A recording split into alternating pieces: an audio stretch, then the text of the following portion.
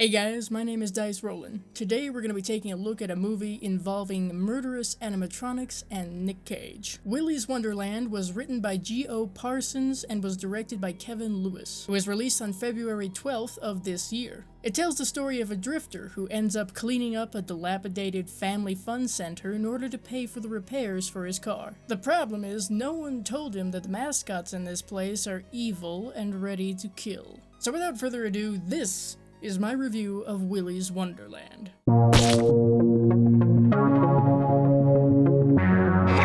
The movie begins with the mysterious and off-screen murder of a couple of employees of Willy's Wonderland.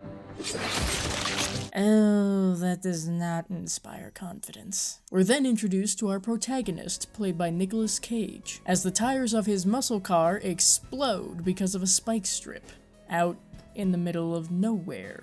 Anybody else getting some wrong turn vibes? On a side note, this character really doesn't have a name, so I'm just gonna refer to him as Nic Cage. There's no reason to panic because a tow truck comes to Cage's rescue. Something that you'll notice right off the bat about Cage's character is that he doesn't talk a whole lot. Like, at all. But that's okay because Jed Love, played by Chris Warner, talks enough for the both of them. We had a car chase around here a while back. So boy got 150 miles an hour, just launched it right off Chester's Peak, man. I only caught a portion of that. Meanwhile, in Hayesville, a young woman by the name of Liv, played by Emily Tosta, is attempting to burn Willy's Wonderland to the ground. Unfortunately, Sheriff Lund, played by Beth Grant, catches her in the act, and takes her back to their trailer. During this, Jed introduces the sheriff to Cage, and there seems to be some sort of connection between him and Liv. No time for that now though, as Sheriff Lund shows Liv some tough love by cuffing her inside the trailer, so she won't be able to leave for the remainder of the day. A+ parenting. Jed gets Cage and his car to the garage and informs him that he's going to have to pay him $1,200 up front for the tow and to fix it. There's a couple problems with that though. For one, Jed doesn't take credit cards. And two, the ATMs in this town are dead. So, Jed suggests that perhaps Cage can do some work to pay for this expense. And Cage agrees. Once they arrive at Willy's Wonderland, we're introduced to the owner of the establishment. My name is Tex, same as the state. Got the handle McAdoo.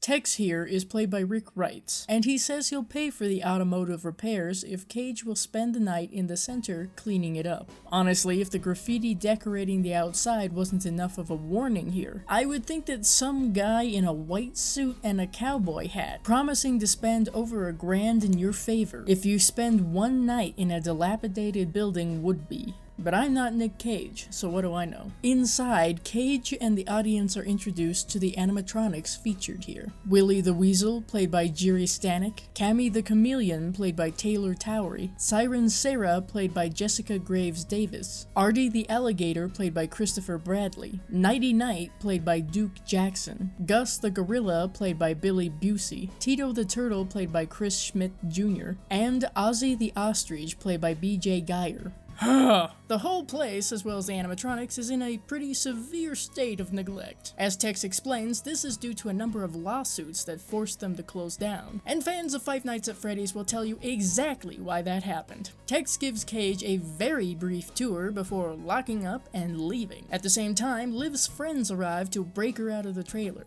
Okay, calm down, dude. No need to be a superhero. Ah, boy. So here we have Chris, played by Kai Cadlick, Kathy, played by Kaylee Cohen, Bobby, played by Terrell Hill, Dan, played by Jonathan Mercedes, and Aaron, played by Christian Del Grasso. Yes, that Christian Del Grasso, for all you Vine refugees out there. Their mission, according to Liv, is to destroy Willy's Wonderland once and for all. They also want to prevent anyone else from being murdered there. Speaking of, Cage's night of cleaning and chugging soda is interrupted by Ozzy, stepping up to attack Cage. What Ozzy wasn't counting on was that Cage is ready to throw down at a moment's notice, and this results in Cage beating the shit out of the animatronic bird with a mop. After this bit of cardio, Cage just goes back to cleaning around the building until he's interrupted by another one of the bloodthirsty animatronics. And he just cleaned that restroom too. This does prove that Red Green was right though. Apparently, duct tape can fix anything. Now, would it not behoove the other animatronics, who have witnessed the battering of 2 of their group, to say, fuck it, and attack Cage all at once at this point? Whatever, I guess it would limit the amount of times we'd get to see Cage kick oily metal ass. Liv and her friends finally arrive and douse the outside of the building in gasoline. But before they light it up, they have to retrieve the poor bastard stuck in there with the mascots. Or rather, the guy that the poor mascots are stuck in there with. Seeing as how Cage doesn't seem to give 2 fucks about dealing with these furry robots, Liv has to find a way inside using the air ducts. And she's not alone with Artie chasing after her. She gets away from him only to fall, literally, into Sarah's forest. Liv does hold her own and manages to get away from the siren's grasp in order to try to convince Cage to vacate the building. Meanwhile, Liv's friends inadvertently fall into Willy's Wonderland due to a mild scuffle between Bobby and Chris. So now they're all in the shit. In the ball pit. Liv ends up giving some backstory on Willy's Wonderland. Apparently, it was founded by a serial killer played by Grant Kramer, and was staffed by other serial killers. He ended up murdering several families and children dressed as Willy until the police caught on. Refusing to be taken alive, all of the killers performed a satanic ritual / suicide. This was so that their souls would be transferred to the animatronic mascots. Charles Lee Ray style. After a decade passed, Tex bought and reopened Willy's Wonderland. Just a real smart business choice right there. Several instances of inappropriate and harmful events later, and here we are. Bobby and Kathy decide to fuck around in the room where the killers murdered people, as well as themselves. Because that's a really good idea. Their friends get distracted by Willy performing a rather ominous song, ending with Aaron getting skewered by Nighty Night. Just a flesh wound. While Chris attempts to convince Sheriff Lund that they need help, Dan is cornered and eaten by Siren Sarah and Tito the Turtle. Nighty Night attacks Liv and Cage decides to behead him. Bobby and Kathy are also out for the count given that they were stupid enough to have sex in this place. Remember? Rule number 1, kids. Rule number 1. On the bright side, we do get Cage pulling a King Kong on Artie.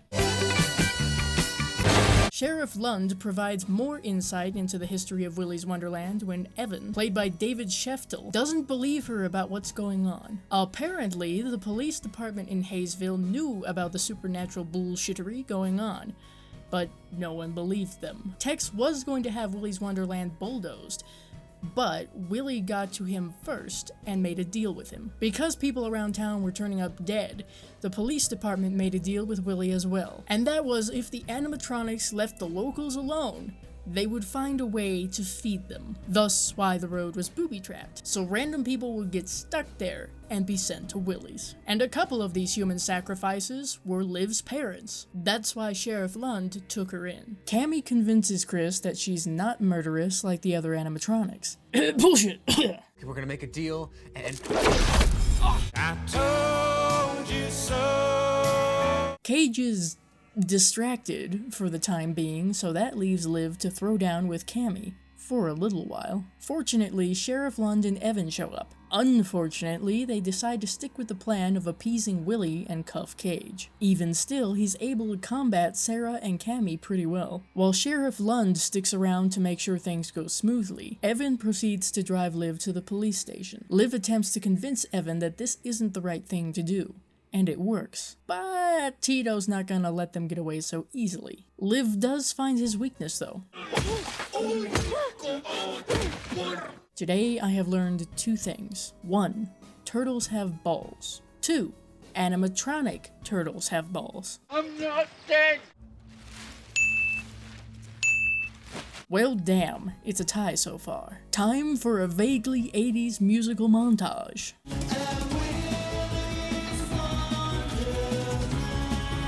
I'm not sure why they decided to include this, but I'm not mad about it. It is interesting to see that Nic Cage can still be Nic Cage without saying a damn thing. So Cage, being Cage, literally takes out the trash, shocking the hell out of Sheriff Lund, in the most casual way possible, which prompts her to serve him on a platter for Willy. We had a good thing, but you just fucked it all up. Excuse me, let me just look through my list of good things here.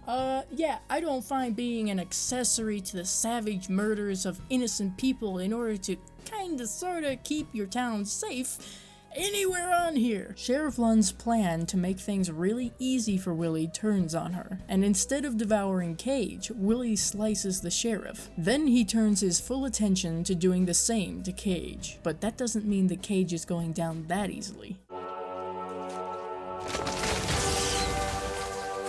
The next morning, Tex and Jed arrive to find that Willy's Wonderland is looking better than it has in several years. And, of course, Cage emerges a bit battered, but alive nonetheless. He and Liv drive off in his fixed car, and Tex and Jed find out that the animatronics' reign isn't quite over. And with that, the credits roll with the birthday song by Emoy. I think you guys should either be proud of or disappointed in me for not making a single Willy joke. And here we go. This is Five Nights at Freddy's. Okay, I know that the intention wasn't to make a FNAF film here, but it's Five Nights at fucking Freddy's. A rundown family entertainment center with robotic mascots that are possessed by murderous entities. Someone has to stay overnight and defend themselves against said animatronics. The only things missing are pizza and some creepy music box tunes. It would be extremely difficult with FNAF's popularity for someone to create a movie about killer animatronics and not get comparisons to the game. And I'm by no means holding it against the movie. I do, however, feel like there was something missing from the story. I like the background and the history that was built up about Willy's Wonderland and the mascots, but there could have been more here, and I think that could be the fault of the characters. The janitor, as Nic Cage's character is known by, was interesting. Not a typical Cage character, and depending on how much you enjoy Nic Cage and in what types of roles, that could be a good or a bad thing. I actually grew to like the character. The decision to not have his character have a single word of dialogue throughout the movie was unique, and oddly enough, it worked rather well. He comes across as some sort of old western kind of guy who has a dark history of some sort, and has a certain level of badass that only Nic Cage can portray when beating up children's entertainment mascots. However, I kept waiting for a bit of background on Cage's character. I kind of liked that we didn't have things spelled out for us about him, but there were some things that could have been utilized. Maybe he had been one of the kids that went to Willy's Wonderland and was injured by one of the mascots, and that's why he doesn't speak, because he can't. Perhaps that would also give more of a connection between him and Liv. And what was the deal with the soda and the pinball machine? Could those have been related to a mental or physical condition? All I'm saying is that there could have been certain things given to expand his character more, though we do get some hints of a war veteran backstory. Speaking of Liv, her character felt pretty one-dimensional. Her sole purpose was to destroy Willy's Wonderland, and that's all well and good, but what else? We didn't get much from her personality-wise, and that's a shame because aside from Cage, we're supposed to like and root for her. Liv's friends have even less character than she does. Granted, I understand they aren't the primary focus, and essentially serve as fodder to be slaughtered by the animatronics. They did vaguely play on the tropes from other slasher movies though. Sheriff Lund is yet another character with some interesting backstory, but still fell a bit flat. I did kind of like the twist she was involved in. At the same time, her motives seemed muddled and a bit confusing, even though I'm sure they were supposed to come across as complex. And don't think I didn't immediately recognize her from Donnie Darko, because I did. In general, the acting was kinda hit or miss. More on the miss side, really. No one's getting an award for this one, folks. The music and scoring composed by Emoy is actually good. Each of the songs fit the mood well enough and even added some humor. I was getting some 80s influence with nearly all of it too. A couple of songs are likely going to get stuck in your head, whether you want them there or not. The songs that Emoy created are exactly what I would want out of such a film. The atmosphere was aight. Willy's Wonderland itself was convincing and genuinely felt like a demented Chuck E. Cheese, which in this case is exactly what you want. Though regarding scenes that took place outside of the building, it felt as though it was just a couple steps above a sci-fi film. Speaking of, some of the effects were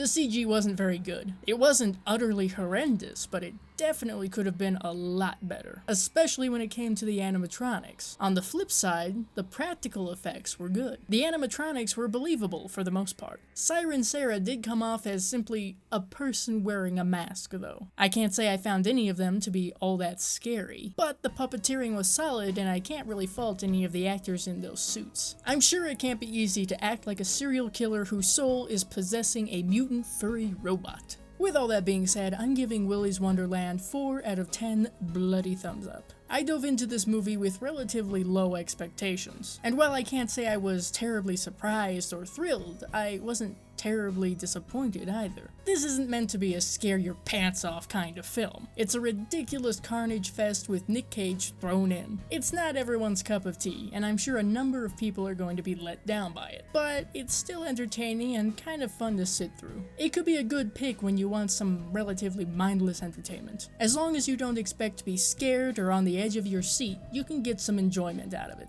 If you're like me and you want to see something with more substance and creepy factor, involving killer animatronics, then I guess we'll just have to save our money and wait for the official Five Nights at Freddy's movie that may be coming out this year. I would recommend Willy's Wonderland to people who were scarred by child-friendly animatronics, people who enjoy those cleaning videos, Nic Cage fans, FNAF fans, and anyone who would like to see Nic Cage beating the living shit out of animatronics over and over again. So I hope you enjoyed this video. If you did, give it a like to let me know. Don't forget to leave a comment down below telling me what you thought of this movie. And if you have any suggestions for horror movies you would like to see me review in the future. You can support the channel through my Patreon, where you will also get early access to videos like this. Also, don't forget to share this video to help the channel grow, and subscribe for more videos like this. See you later.